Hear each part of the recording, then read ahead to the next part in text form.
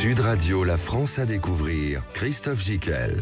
Ah, chers amis de Sud Radio, vous la connaissez peu ou pas encore et pourtant elle existe. Cette fédération sportive méconnue nous invite à découvrir un réjouissant phénomène. Comment la France rurale, des villages, des petits bourgs de campagne, des communautés isolées s'ennuient moins, tissent du lien social et comment ses habitants se portent mieux, brisent la solitude et se refont une santé. Eh bien c'est simple, en faisant du sport. Et c'est tout le travail de la Fédération nationale du sport en milieu rural qui organise la pratique du sport loisir auprès de celles et ceux qui n'y ont pas accès dans nos campagnes. Alors bien sûr, vous allez entendre parler du palais vendéen, des quilles gasconnes, de la galoche bigoudaine, de disque golf et même de bûcheronnage sportif, d'accord, mais aussi tout simplement de gym, de pilates, de marche nordique, de tir à la corde et d'éveil sportif dans les écoles. Car le but de cette fédération, c'est de fortifier son corps et par là même le corps social de nos communes rurales, mais aussi quand même et surtout de s'amuser dans la France à découvrir. Sud Radio, la France à découvrir. Christophe Gicquel. Et pour parler de cette fédération incroyable du sport au milieu rural qu'on ne connaissait pas et que nous allons tous connaître ce soir, chers amis de Sud Radio, Guillaume Pasquier est là avec nous, c'est le chargé de communication à la Fédé nationale du sport en milieu rural. Bonsoir Guillaume. Bonsoir Christophe. Nous sommes dimanche, tout va bien. Emmanuel Basset est également là, agent de développement sportif dans les Yvelines. Bonsoir Emmanuel. Oui, bonsoir. Johan Baer, coordinateur sport, mobile sport, lui nous en dira un peu plus sur comment on va dans les campagnes porter la bonne parole du sport. Bonjour ou bonsoir Johan. Bonsoir. Je ne sais jamais si à 17h on dit bonjour ou bonsoir, on va dire bonjour, bonsoir jour. Fred Lefebvre, le président fondateur du Billy Berklow Nordic Walk Association, attention ça rigole pas, dans le Pas-de-Calais. Bonsoir Fred. Bonsoir à toutes et tous. Alors ce soir, on va parler de sport et comment les incroyables bienfaits d'une pratique sportive agissent sur la santé, bien sûr, mais surtout renouent le fil des conversations, brisent la solitude, tissent le lien humain dans les villages, comment le sport en fait dynamise, entretient et développe son corps et bien sûr l'ambiance dans les communes. Ça change un peu tout quand on fait du sport. Alors, la fédération, c'est 50 000 adhérents, 800 associations, plus de 50 comités, une centaine de disciplines réparties en 5 grandes familles. Quelles sont les grandes familles, Guillaume ? Alors, en effet, une centaine de pratiques. Les grandes familles, on les a un peu inventées nous-mêmes ou classées nous-mêmes. On a les activités très classiques, tennis de table, tir à l'arc, badminton, qu'on retrouve et qui sont gérées aussi par d'autres fédérations, les fédérations délégataires. On a beaucoup de sports de nature, évidemment, sport en milieu rural, ça va sans dire. On a des activités d'expression corporelle, gymnastique, vous en avez parlé en introduction, beaucoup de gymnastique, de danse. On a des jeux sportifs traditionnels qui sont très importants puisque liés à l'identité des territoires. Et au patrimoine. Et au patrimoine immatériel, bien sûr. Ça, c'est vraiment très important dans notre fédération. Et puis, on a des activités très spécifiques qui sont gérées par la fédération et pas par d'autres. Vous avez parlé du tir à la corde, on a la coupe de bois sportive, on a le gateball. Ça, c'est génial, on va en parler de tout ça. Golf, notamment du tir à la corde qui était une discipline sportive. Olympique.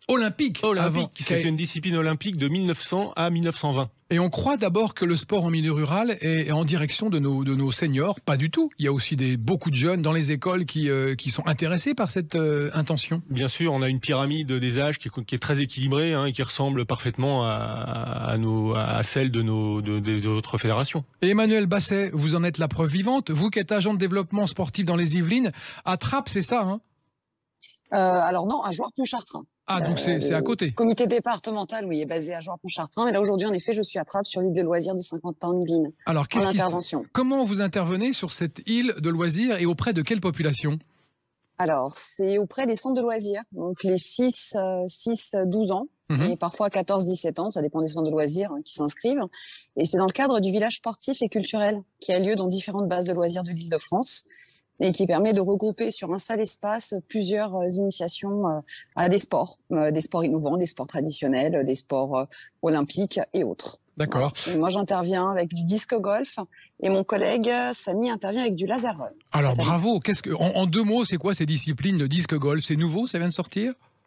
Ah non, le disque golf, c'est pas nouveau, c'est un sport qui vient des États-Unis. Les States. Que moi j'ai découvert, il y a 3 ans à peu près quand je suis arrivée au sport en milieu rural. Ouais. Je ne connaissais pas du tout avant et qui est un sport qui est très accessible et très ludique. D'accord. Donc on peut pratiquer de 6 à 80 Tant qu'on peut marcher, on peut pratiquer. Parfait. Et même si on peut pas marcher, si quelqu'un peut nous aider éventuellement à pousser un fauteuil ou à nous aider à nous déplacer, on peut pratiquer. Donc c'est vraiment praticable par tous. D'accord. Et Johan Baer, vous êtes coordinateur sport à Mobile Sport. Alors quelle est l'intention de Mobile Sport? C'est d'aller porter dans la campagne, dans les campagnes, là où les gens n'y ont pas accès, la pratique du sport à travers un bus, comme un gymnase ambulant en fait.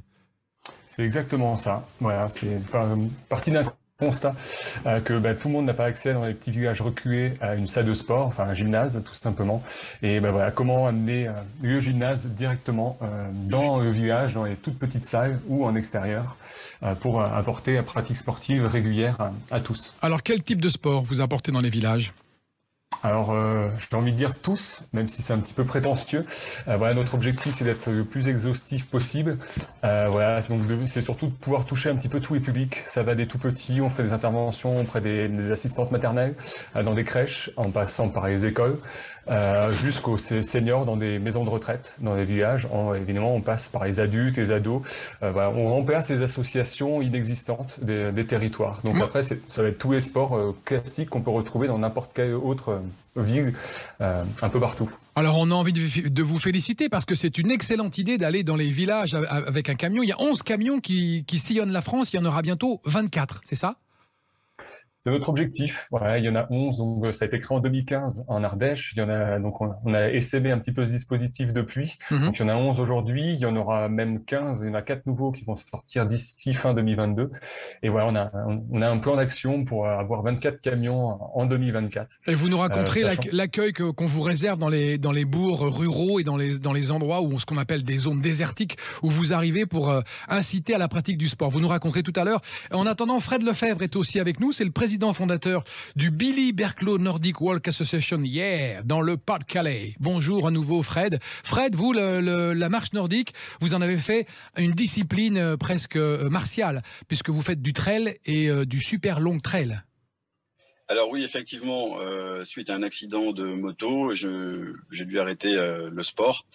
Et quelques années après, le constat est arrivé vite, avec quelques kilos en trop, et il a fallu se réconcilier avec le sport de façon douce. Je précise que vous avez 52 ans aujourd'hui, Fred. C'est ça. Et j'ai fait connaissance avec la marche nordique. Oui. Je suis allé voir mon médecin qui est un ami, qui est un médecin du sport, qui m'a dit tu devrais essayer la marche nordique. Alors évidemment, lorsqu'il m'a dit ça, j'ai pas forcément bien pris puisque la marche nordique est un sport connoté plutôt pour les seniors. Exact. Et tant mieux d'ailleurs. Et puis je m'y suis intéressé d'un peu plus près. Et finalement, je me suis vite rendu compte qu'il y avait des similitudes avec les runners.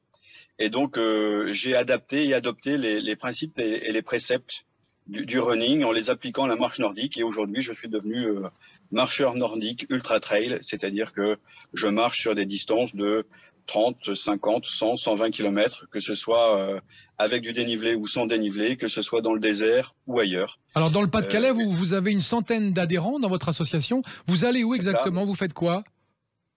Alors, nous organisons 4 sessions par semaine de marche nordique. C'est beau. Nous nous entraînons sur le littoral, puisque nous avons la chance d'avoir de grandes plages dans le nord, Pas-de-Calais. Et nous avons aussi des spécificités. On est dans le plat pays, donc pour s'entraîner sur de dénivelé, nous avons ce que nous appelons des terris. Alors, je ne sais pas si tout le monde connaît. Oui, ce sont ce sont les petites collines qui ont été faites des restes des mines. Ce sont les scories. C'est ça. C'est ça, tout à fait. Donc, nous nous entraînons. Ça peut aller jusqu'à 100 mètres de haut, hein. Nous pouvons nous targuer d'avoir les terris les plus hauts d'Europe, donc qui culminent à près de 115-120 mètres. D'accord.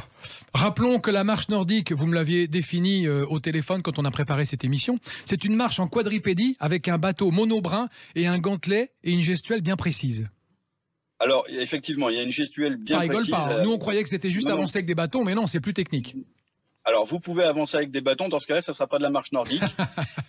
Ça sera de la marche de randonnée. D'accord. Puisque on peut différencier le bâton de marche nordique au bâton de randonnée par le fait d'avoir, par exemple, un gantelet sur l'un et sur l'autre une dragonne.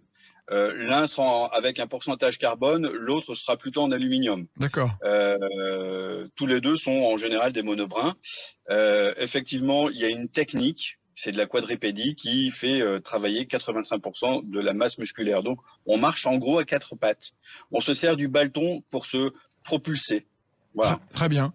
Guillaume Pasquier, on a fait un petit tour des âmes et des gens qui dynamisent votre fédération. Est-ce qu'on a bien cerné l'esprit de la Fédé? C'est vraiment ça. C'est apporter non seulement de la pratique sportive, mais aussi un enthousiasme, un dynamisme et puis du lien social entre les gens. Mais complètement, et puis nos trois amis, nos trois interlocuteurs représentent parfaitement Ils sont au top. la fédération dans tout ce qui est là. Alors Fred avec... il est président d'association, donc lui, il peut vraiment parler du lien social créé dans son village. Je crois que c'est vraiment très important parce qu'il a parlé de la marche nordique un peu haut niveau que lui pratique. Mais l'ensemble de ses adhérents font de la marche nordique classique très régulièrement. Parce que Fred, il fait le tour du lac Léman, mais tout le monde ne le fait pas tous les jours. C'est ça, c'est vraiment un peu particulier ce qu'il pratique, mais voilà.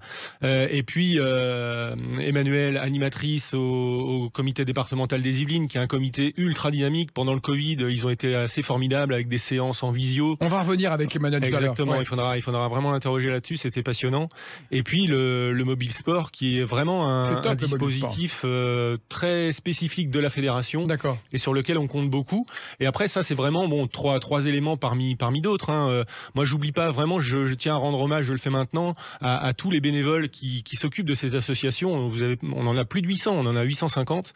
Et notamment pendant le Covid où la situation a été vraiment très compliquée à gérer et ils ont donné beaucoup d'énergie.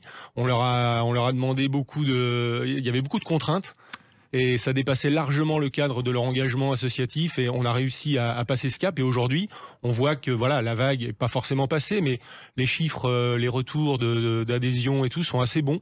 Donc on estime qu'on s'en tire pas trop mal. C'est quand même un peu le bénévolat qui sauve un peu notre pays souvent.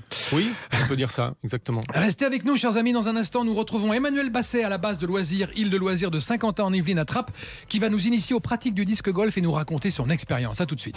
Sud Radio, la France à découvrir. Christophe Gicquel. Retour dans la France à découvrir avec ce soir Emmanuel Basset, agent de développement sportif dans les Yvelines, Johan Baer, coordinateur sport mobile sport, Fred Lefebvre, président fondateur du Billy Berclau Nordic Walk Association et surtout, bien sûr, Guillaume Pasquier, qui est chargé de com de cette fédération, la Fédération nationale du sport en milieu rural. On repart avec vous, Emmanuel, pour que vous nous parliez un peu de votre expérience et de votre retour d'expérience, notamment pendant la période Covid. Là, on a vu un petit peu la formidable utilité de votre fédération.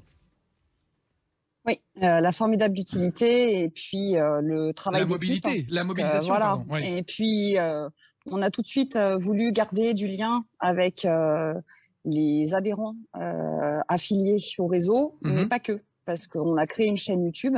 En tout cas, on a relancé une chaîne YouTube qui était un petit peu laissée de côté pour pouvoir permettre à plein de personnes du réseau et hors réseau de pratiquer du sport à la maison. Comment elle s'appelle cette chaîne YouTube par un coach sportif. Qu'on aille la voir. Alors, c'est CDSMR 78. CDSMR 78. Et là, on peut voir, par exemple, des cours de pilates, de gym.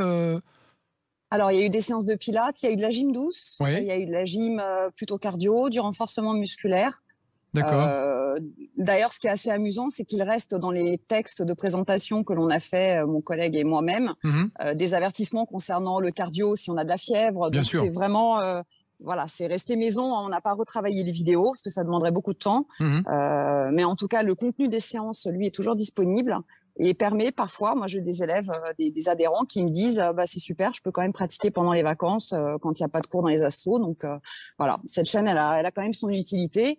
On préfère avoir des gens, les personnes en vrai, parce que notre rôle quand même d'éducateur sportif, c'est d'être en contact et de pouvoir corriger les personnes et les conseiller en vrai. Maintenant, ça a permis de pallier à quelque chose qui manquait, c'est-à-dire de créer du lien, de garder du contact et de permettre aux gens de continuer à faire de l'activité phisique pour pas rester sans rien faire. Alors vous qui êtes au contact souvent des jeunes, est-ce qu'ils sont demandeurs, ces jeunes, de sport quand vous leur proposez de faire du sport? Parce qu'il y a quand même une idée reçue qui dit que les jeunes aujourd'hui sont quand même des excellents candidats à l'obésité, à la sédentarité, ils sont les yeux rivés sur leur portable, ils n'ont pas envie de faire de sport. Est-ce que c'est vrai? Alors, si on ne les amenait pas au sport... Oui. Parfois, ça peut être compliqué. Il y a des âges, en fait. C'est l'adolescence, surtout, qui est concernée par le souci d'aller vers la pratique, parce qu'ils préfèrent pratiquer entre eux, en fait. Faire des matchs de foot entre eux, ou jouer à la console, ou voilà. Mais justement, sur les bases de loisirs, sur les îles de loisirs et dans les activités que proposent les associations, on arrive à réunir les jeunes. Et quand on les réunit et qu'on leur propose une activité et que c'est proposé avec de la pédagogie et avec de la bonne humeur, ça fonctionne. C'est ça. Et ça fonctionne sur les tout petits, comme ça fonctionne sur les 16-17 ans. Qu'est-ce que vous proposez au tout petit? Faire. Au tout petit, vous proposez quoi? Au tout petit, moi je suis sur du disco golf cette semaine et la semaine dernière. Donc rappelons le principe du disco golf pour les gens qui nous écoutent à Sud Radio, qui ne connaissent pas du tout cette pratique. C'est comme le golf. Oui. C'est le même principe de comptage de points que le golf. Celui qui gagne, c'est celui qui a le moins de points. Donc il faut mettre le frisbee, c'est comme un frisbee en fait qu'il faut jeter dans la corbeille. Il faut mettre en fait le disque, voilà. Les différents profilés en fonction du lancier qu'on souhaite faire. Elle est loin la corbeille? Voilà. La corbeille, là, non, elle est juste à côté. Oh, d'accord, donc elle va faire une démonstration. Mais voilà, des mots à 2 mètres, je suis très très forte. Les corbeilles peuvent être très loin. Je vais vous montrer un petit peu si j'arrive à retourner mon écran. Ouais, on le verra sur notre chaîne YouTube tout à l'heure, bien sûr. Voilà. Et le laser run. Le terrain est très très grand. Le laser run, ça marche aussi. Alors, le laser run, je vais essayer de vous y emmener. Si je peux me déplacer, je vais essayer de vous y emmener. Le laser run, c'est un mélange de tir laser sur une cible et de course à pied. D'accord. Donc, les jeunes sont super friands de cette activité. Elle a super bien marché parce que ça mélange un petit peu, on va dire, leurs idées de gamer, parce qu'on a l'impression de jouer à un jeu, bien sûr, et de l'activité physique. D'accord. Et en effet, on a constaté que certains jeunes avaient du mal à courir 100 mètres. Donc, ils en ont vraiment besoin. Ouais. Et vous, votre travail en tant qu'animateur de terrain, c'est aussi d'aller animer les sessions de sport, comme par exemple proposer des randonnées gourmandes. Qu'est-ce que c'est que les randonnées gourmandes et est-ce que c'est compatible avec le sport de bien manger? Ah bah oui, parce qu'on déculpabilise complètement. Bah évidemment. Puisqu'on randonne, on marche et en même temps on déguste. Donc à la fin de la dégustation, on est content, on a fait de l'activité physique en même temps. Et ça se passe où les randonnées gourmandes en Yvelines? Partout dans les Yvelines. Là, la dernière randonnée gourmande que nous avons faite était dans le sud des Yvelines, à Orphin. Vraiment très en dessous de Rambouillet. D'accord. Et ça nous a permis de nous arrêter chez des producteurs locaux de légumes. On a aussi amené du miel et un torréfacteur. L'idée vraiment, c'est de promouvoir le lien social entre les gens, tous les âges, mélanger tous les âges, de faire venir des marcheurs d'autres départements et également de promouvoir en fait les artisanats locaux, les artisans locaux et les producteurs locaux, du coup, et de découvrir le territoire. Donc là, sur Orphin, ils ont pu se balader dans la campagne. C'est un très joli petit village. Et ils ont fait un parcours de, on va dire, 13 kilomètres. Et avec des pauses gourmandes entre-temps et une petite dégustation à la fin proposée par les bénévoles de l'association sans qui on ne peut pas faire grand-chose. Ça, c'est sûr. Et c'est une très belle idée, de ces marches gourmandes. Vous voulez dire quelque chose? Là, encore une fois, je crois qu'on est au cœur de l'activité et de la philosophie et des valeurs de la fédération. On est aux confins du sport, de la culture, du tourisme et du patrimoine. Je crois que votre émission, elle est aussi axée pas mal sur le tourisme. Et là, on a un très très bel exemple du prisme assez large de notre fédération. Oui, parce qu'en plus, on visite la région. Mais exactement. Fred Lefebvre, est-ce qu'on peut manger en faisant de la marche nordique chez vous? Moins, parce que vous êtes plutôt branché sport, vous. Alors, techniquement, c'est compliqué parce qu'on a les mains sur les bâtons. Mais sinon, quand vous partez dans le Wadi Rum, parce que vous allez bientôt partir en Jordanie, là, vous allez forcément embarquer un peu d'eau, un peu de nourriture. Beaucoup d'eau surtout et de la nourriture évidemment. Bien sûr, on peut associer la marche nordique, comme le disait ma collègue du 78. Évidemment, ce qu'on cherche à faire aussi, c'est tisser un lien entre nos marcheurs. Tout le monde n'est pas prédisposé à marcher 100 km dans le désert. Bien sûr. Ou à faire le tour du lac Léman en 200 km du tour du lac Léman. Nous organisons des virées, évidemment, axées sport, bien entendu, mais souvent ponctuées par parfois un repas en commun. Type parfois auberge espagnole ou encore un petit resto, parce que ça permet de garder cette cohésion de groupe et ce lien social. Oui, il y a un mot dans la fédération qu'on entend souvent, c'est la convivialité. C'est important. C'est central. C'est pas que le sport, c'est aussi se retrouver entre amis, discuter, échanger, régler quelques problèmes aussi parfois, parce que c'est le moment de se rencontrer en vrai, et les gens ne se rencontrent plus en vrai. Donc là, vous faites vous gagnez encore des bons points. Absolument, c'est tisser ce lien qui permet de garder cette motivation l'hiver d'aller s'entraîner le soir à 18h quand il pleut, quand il fait nuit avec une lampe frontale. Voilà, on n'a pas toujours envie d'y aller. Et moi, le premier, parfois, ça m'arrive de me dire ouais, ce soir, je suis pas trop la forme. Et puis le fait d'aller retrouver un pote, d'échanger quelques mots, bien souvent au retour, on se dit waouh, j'ai eu raison d'y aller parce que ça m'a fait un bien fou. Oui. Emmanuel Basset, vous qui êtes agent de développement sportif dans les Yvelines, je le rappelle, là aujourd'hui vous êtes à Trappes. Qu'est-ce qu'il faut comme diplôme pour encadrer les jeunes aujourd'hui? Et qu'est-ce que vous donneriez comme conseil à ceux qui veulent rejoindre la fédération et peut-être encadrer des gens? Alors, dans le domaine du sport, il y a plusieurs diplômes qui sont possibles en fonction du nombre d'heures, du type de public et d'activité que l'on souhaite proposer. Nous, en ce qui nous concerne, au comité départemental, nous sommes 3 salariés, nous sommes tous les 3 diplômés d'un BPGEPS. Un BPGEPS, activité pour tous. Oui, voilà, c'est un brevet professionnel qui se fait en 1 ou 2 ans, en fonction du centre de formation, et surtout qui se fait en alternance. Ce qui nous permet d'être tout de suite sur le terrain, et quand on sort diplômé, on a déjà un peu d'expérience avec du public, ce qui n'est pas toujours le cas dans tous les diplômes sportifs. Il y a aussi des CQP qui sont des certificats qualifiants, professionnels, mais qui se font en moins d'heures, qui ne sont pas forcément faits pour travailler à plein temps du sport. L'important, c'est d'avoir une carte professionnelle. Et puis, ce qui est surtout important, c'est d'avoir de la crédibilité et d'être formé et de continuer à se former tout le temps. Et puis de faire du sport en s'amusant. Et on vient pas se punir en fait en faisant du sport. C'est l'occasion de faire du sport loisir. On est là pour faire du bien. On est là pour faire du bien aux gens. Les personnes qui font du sport viennent pas tous chercher la même chose en fonction des âges et du milieu social. Ce qui est important pour l'éducateur, c'est de bien cerner les personnes qu'il a face à lui et d'adapter son activité.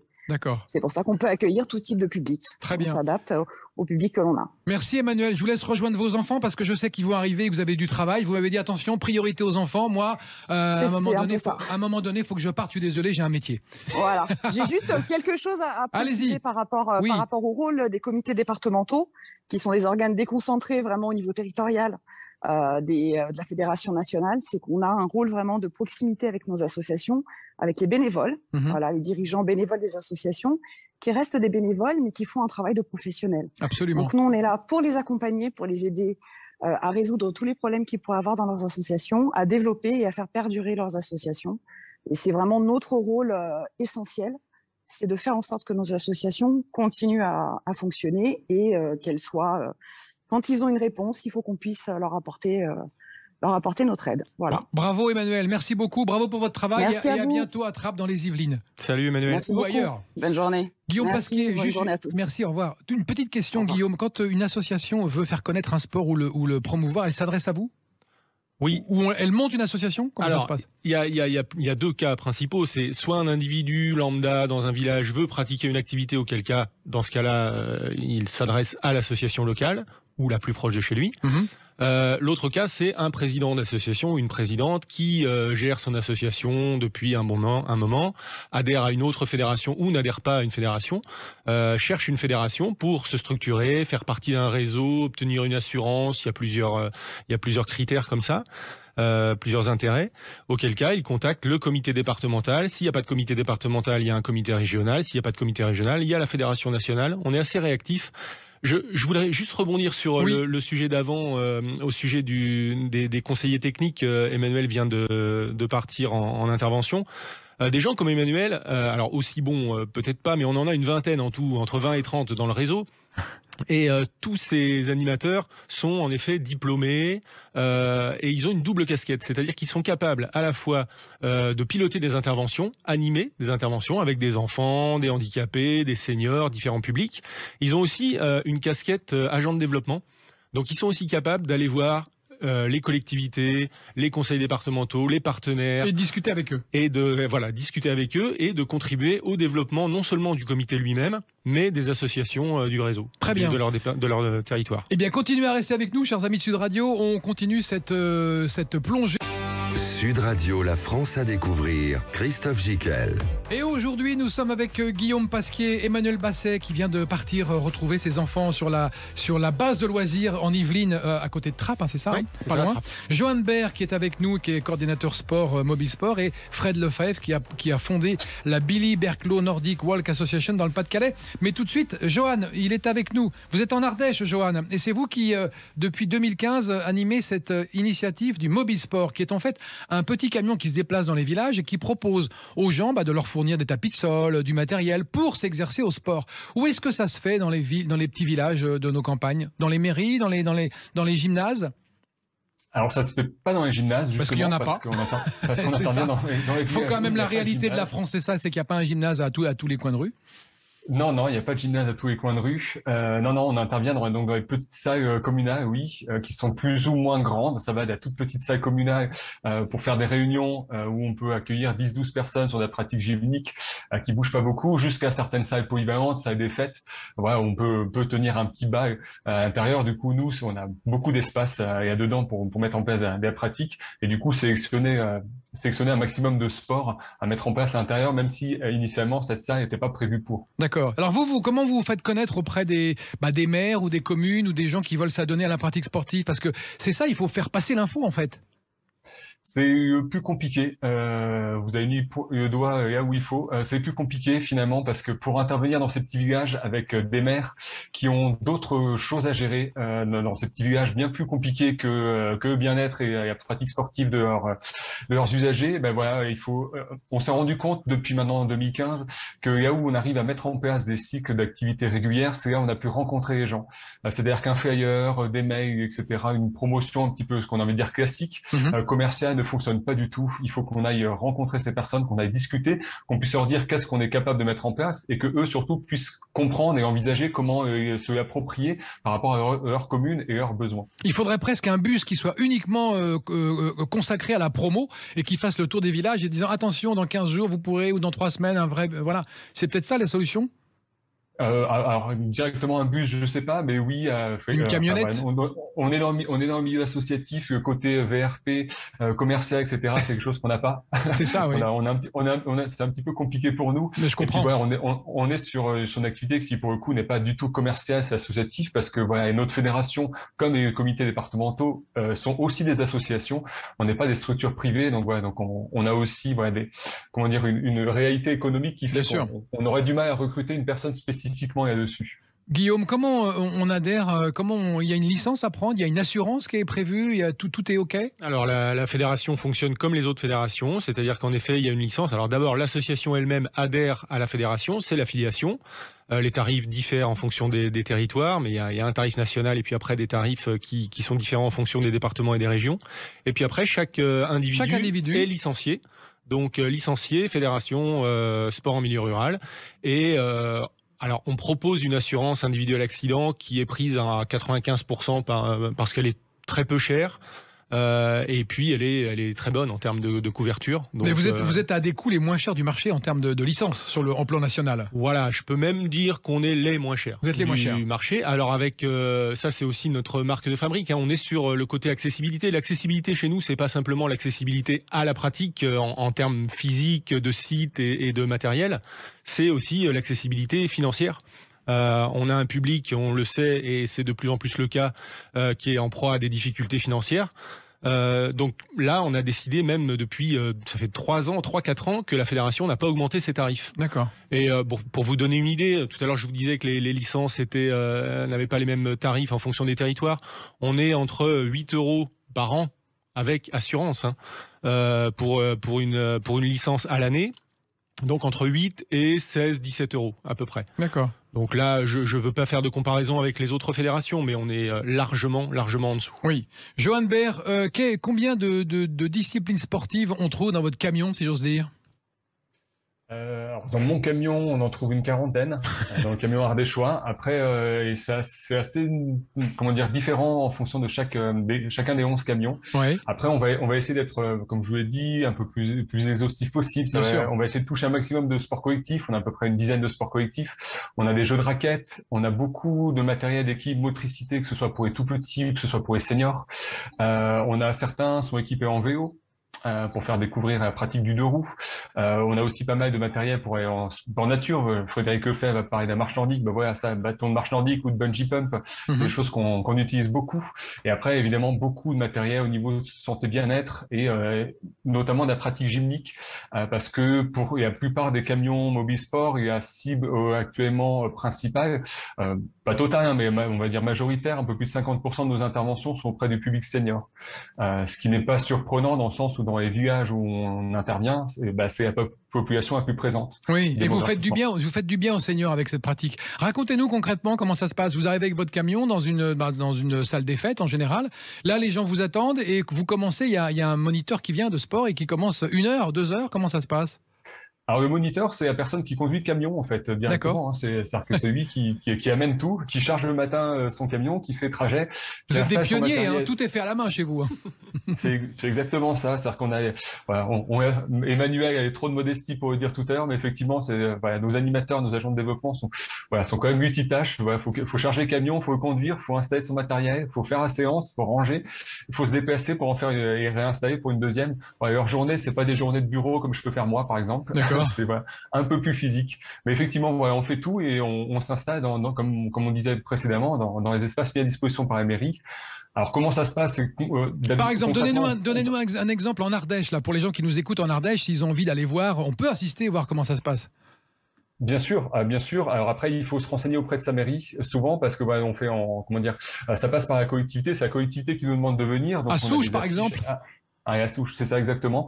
Et on indique que le créneau, si je ne dis pas de bêtises, c'est que le vendredi de 9h30 à 11h. D'accord. Et voilà, donc en fait, il y a une petite affiche qui indique qu'il y a la pratique sportive tous les vendredis matin sur la Souche. Et donc après, viennent les personnes qui ont envie. Elles ont le droit de tester une séance, 2 séances, un peu comme dans toute association classique. Et après, au bout d'un moment, doivent participer financièrement, sachant que les prix sont fixés par la collectivité. C'est pas nous qui fixons les tarifs. Absolument. Nous, on reçoit pas d'argent des participants. Alors rappelez-nous et rappelez aux auditeurs de Sud Radio, parce que même à moi, où se trouve Souches? Souches. Alors, si je vous dis à côté de la station de ski, la Croix de Boson, vous allez me dire, mais quelle est cette station de ski qui va bientôt disparaître parce qu'il y aura bientôt plus de neige dans ces petites stations ardéchoises. C'est vrai. Donc, écoutez, pour ceux qui connaissent un petit peu Aubenas, c'est le début de la montagne ardéchoise. D'accord. Pas très très loin du Gerbier de Jonc. Ah oui, très bien. Et source de la Loire. Si bien sûr. Un petit peu la montagne. Et été comme hiver, votre camion se déplace?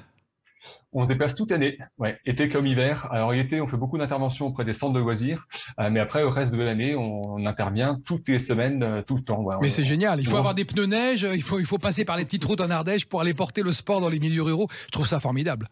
C'est ça, donc vous avez tout à fait raison. Nos animateurs doivent en plus savoir conduire sur la neige, savoir changer leurs pneus, avoir surtout une conduite prudente.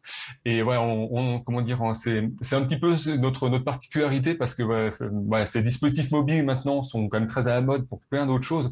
On s'est quand même inspiré initialement du bibliobus, c'est pas nous qui avons inventé le fait de se déplacer. Bien sûr. Mais voilà, le fait de se déplacer dans ces petits villages, on se rend compte même après, même maintenant qu'il y a encore que nous et de nombreuses structures, notamment au niveau du sport santé, etc., qui essayent de nous faire intervenir, nous disent mais si vous n'y allez pas, personne n'y va dans ces villages. Donc il y a un vrai besoin d'y aller. Alors très rapidement, Guillaume Pasquier, parce que le temps tourne, il y a quand même aussi des pratiques régionales que la fédération se targue de vouloir conserver et promouvoir, comme le palais vendéen, les quilles gasconnes, la galoche bigoudaine. C'est quoi la galoche bigoudaine? C'est un peu ce qu'on disait tout à l'heure. C'est vrai que c'est dans l'ADN de la fédération de préserver ces activités qui sont très liées à l'identité des territoires. Le palais vendéen, je peux en parler ça, c'est facile. Assez bien. Oui, c'est facile. Et puis en plus, moi, je suis vendéen d'origine. Ah alors on rigole pas. Donc j'ai longtemps cru que c'était une pratique nationale, internationale, connue de tout le monde. Et puis une fois que j'ai franchi les frontières du département, je me suis rendu compte que c'était assez spécifique. Le palais vendéen, il y en a en Vendée. C'est tout. Et alors on essaie de développer un peu la pratique ailleurs, mais des types de palais, il y en a plein. D'accord. Il y a le palais laiton, il y a le palais fonte, il y a sur planche en bois, il y a sur planche en plomb. Enfin voilà. Et ça, c'est passionnant parce que c'est vraiment lié à l'identité des territoires. Et en Vendée, par exemple, il y a presque autant de joueurs de palais licenciés que de footballeurs. Ah oui. C'est énorme. Et la galoche bigoudaine. Alors la galoche bigoudaine, c'est une pratique en Bretagne, qui est un peu en perdition, et c'est là aussi qu'on se bat, nos animateurs locaux se battent pour que cette pratique perdure, et notamment avec un public jeune, parce que le public devient de plus en plus âgé. Et c'est quoi le principe ? Alors, je ne la connais pas hyper bien, mais voilà, on a une centaine de disciplines. Je vous avoue que je ne les connais pas toutes spécifiquement. Mais Et la quille gasconne ? Alors l'équipe Gascogne, c'est pareil, c'est lié à un territoire qui va même au-delà des départements connus, puisque on est entre les Landes, le Gers, la Haute-Garonne. Donc c'est ce qu'on appelle la Gascogne historique. Et c'est une sorte de bowling. Alors c'est pas vraiment un bowling, puisqu'il faut avec un maillet dégommer 5 quilles sur 6, en laisser une. Enfin voilà, c'est pareil, c'est assez spécifique. Parfait. Et on est très content de les avoir chez nous en tout cas. On va continuer à parler avec vous, Guillaume, dans un instant, parce qu'il va falloir laisser passer une petite page de pub. Et si vous pensiez que la marche nordique n'était qu'une aimable discipline pour sortir et papoter entre papy et mamie, vous avez tout faux. Fred Lefebvre, dans un instant, du Pas-de-Calais, va vous expliquer comment il dynamise la discipline. À tout de suite.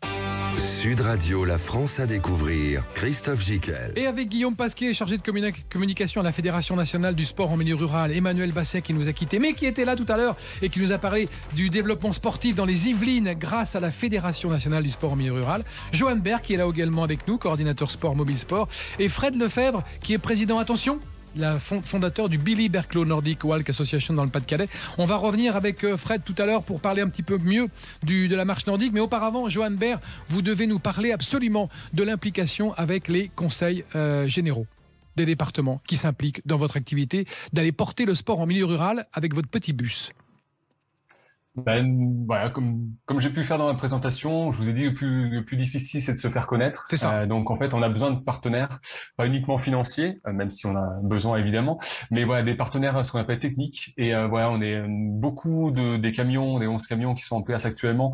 On travaille main dans la main avec plusieurs partenaires, sur le conseil départemental, qui est un partenaire principal, mais pas que. Je pense à la CAF, je pense à la MSA, je pense à Jeunesse et Sport, voilà, pour pouvoir se faire connaître sur le terrain et avoir augmenter un petit peu notre champ d'action, parce qu'on a besoin de rencontrer les personnes pour leur expliquer un petit peu ce que l'on fait, comment on fonctionne. Donc voilà, c'est vraiment un projet qui est porté par notre fédération, qui est porté par nos comités, mais voilà, on pourrait pas le porter tout seul. D'accord. C'est exact. Sur le terrain, ça serait impossible. Est-ce que les gens vous disent quoi sur le terrain quand une fois qu'ils ont vu que ça fonctionnait, que dans leur village, dans leurs petits bourgs ruraux, il y a une activité sportive qui est proposée à chaque heure, à une heure précise, à un jour précis? Ils nous disent venez plus souvent. Souvent, on s'arrête pendant les vacances scolaires pour pouvoir faire déjà des congés des animateurs et des animatrices, et puis après pour pouvoir faire des interventions auprès des centres de loisirs. Et en fait, ils nous reprochent entre guillemets notre arrêt de 2 semaines pendant les petites vacances, pendant Noël. Donc ils nous disent plus souvent. Et j'ai presque envie de vous dire, ils sont accrochés. On me parlait de convivialité. Voilà, ils sont très attachés aussi à l'intervenant et l'intervenante. Bien sûr. Il m'est arrivé plusieurs fois de faire des remplacements de mes animateurs. Et voilà, la première remarque que j'ai quand j'arrive dans la salle, ils vous ont dit vous on vous aime pas vous. Non, c'est pourquoi c'est vous Ah oui, c'est ça. C'est vous. Et moi je leur dis mais attendez, j'ai pas encore animé, et la semaine prochaine reviendra votre animateur préféré. Mais donc il y a aussi un lien qui est très fort. On parlait de social. Voilà, c'est très important pour nous d'amener la cohésion sociale. Parce qu'il y a un lien presque affectif qui se tisse avec celui qui vient nous donner du sport et nous donner du bien-être par le sport. C'est ça le truc. Voilà, tout à fait. On parlait du fait qu'on peut avoir plusieurs pratiques. Voilà, et les gens, ils sont attachés au fait de se dépenser physiquement. Ils sont attachés au fait de retrouver les personnes avec lesquelles ils pratiquent, et aussi avec l'intervenante plus finalement qu'à la discipline pour lequel ils se sont inscrits. Absolument. Merci Johan Berg pour votre témoignage magnifique. Où est-ce qu'on vous retrouve? On retrouve vos coordonnées sur la fédération si les gens qui nous écoutent en Ardèche veulent vous contacter pour que le camion vienne dans leur commune. Alors pour retrouver, je vais en dire plus simple, vous tapez mobilesport.fr et vous avez les coordonnées des 11 camions. Et comme ça, si vous n'êtes pas en Ardèche mais que vous êtes ailleurs, vous pouvez retrouver même les coordonnées des autres collègues. D'accord, très bien. Merci beaucoup Johan, à bientôt. Merci. Vous voulez ajouter Guillaume quelque chose?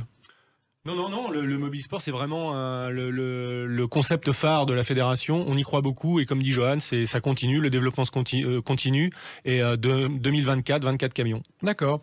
Alors avec vous, Fred Lefebvre, on va reparler un petit peu de marche nordique. Vous, on a compris que vous étiez tombé dedans il y a quelques années et que vous en avez fait un sport presque extrême. Vous allez où bientôt ? Alors, je m'entraîne à l'heure actuelle pour partir fin octobre dans le désert du Wadi Rum en Jordanie pour une course réservée à des runners à l'origine. Et comment vous avez convaincu l'organisation des runners de faire venir un gars qui vient avec des bâtons chez eux ? En les harcelant, tout simplement. C'est ça. Et ils ont été contents, finalement ils ont dit oui. Alors, ils ont dit oui, soit par dépit, pour que j'arrête de les embêter. Ouais. Non, ils m'ont demandé effectivement, avant de valider mon inscription, m'ont demandé des éléments probants. Est-ce que j'étais déjà un marcheur nordique ultra? Est-ce que j'avais fait? Et ce que j'avais fait les a interpellés. Ils m'ont dit oui, effectivement, nous avons des runners qui courent aussi vite. Enfin, qui font les 100 km sur des moyennes données, et vous rentrez totalement dans les moyennes. Quelle est votre moyenne à vous, Fred?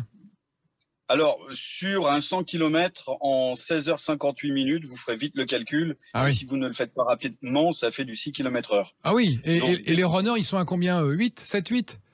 Alors, les runners, sur un 100 km, vont courir à peu près à cette vitesse, à 7-8, oui, c'est ça. Ouais. D'accord, ouais, donc vous êtes presque à leur niveau, parce qu'eux, ils vont s'arrêter à un moment donné, ils vont ralentir. Est-ce que vous êtes comme une locomotive, vous arrêtez plus, vous? Eh ben, à 6 km/h, c'est quand même de l'entraînement avant d'arriver sur un 100 km.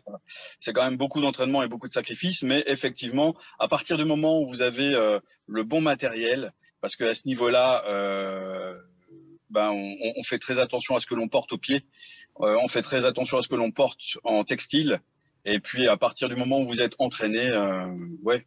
Alors, celles et ceux dans le Pas-de-Calais qui veulent s'initier à vos côtés, rassurez-moi, ils ne sont pas obligés de tout de suite tomber dans le trail. Ils peuvent s'adonner à ce qu'on appelle la marche blabla. C'est-à-dire qu'on marche et on papote avec ses amis. C'est aussi ça, la marche nordique.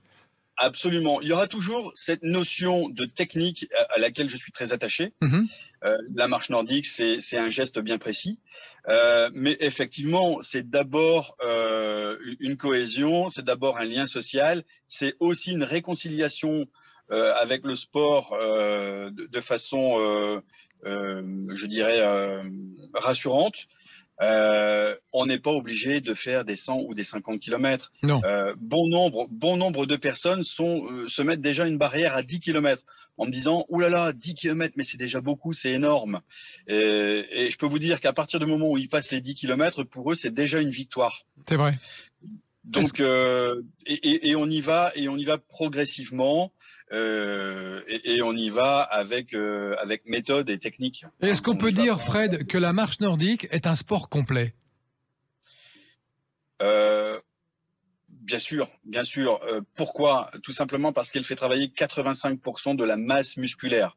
C'est-à-dire que les bâtons sont là pour vous propulser. À partir du moment où vous activez la chaîne cinématique musculaire, vous avez ce que l'on appelle, je vais être un peu technique, j'en suis désolé, mais un engagement scapulaire de tous les muscles qui sont au niveau des épaules, donc deltoïdes, biceps, triceps, et puis j'en oublie d'autres, et engagement pelvien, tout ce qui est au niveau des hanches.